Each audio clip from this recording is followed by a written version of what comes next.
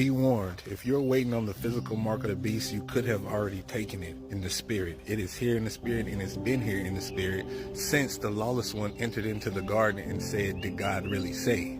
The Antichrist spirit has always been here. The lawless one has always been here. It just was revealed more when Christ came, and came in the way of love to challenge the religious systems that had the people bound to the ordinances of man, to the laws of man, and not the laws of the Father, Yahuwah, God the Most High. So does this mean that there won't be a man, a physical man in today's time that shows up and tries to portray himself as the Christ? No, I'm not saying that. I'm saying that the Antichrist spirit and the lawless one has already been here and has showed up in people throughout the history of life, So pay attention, go read, study, and show yourself approved, and test and see what I'm saying is true. I lie to you not.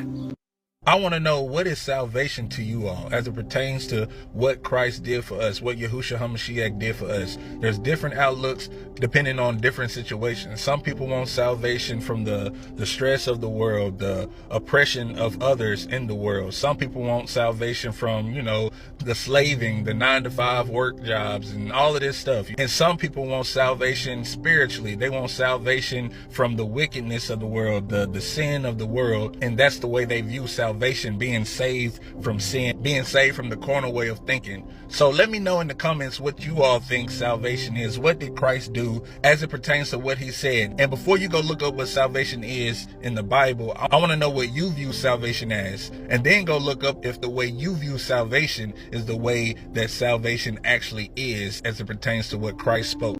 I'm still having trouble rocking with the book of Esther.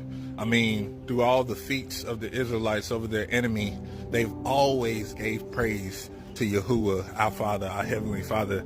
And you cannot find that anywhere in the book of Esther. They defeated Haman. They didn't give praise to the Father. They gave praise to Mordecai and Esther, you know what I mean? Basically, they didn't give praise at all to the Father. And then they created a holiday called Purim, to celebrate the fact that they overcame the Persian Empire.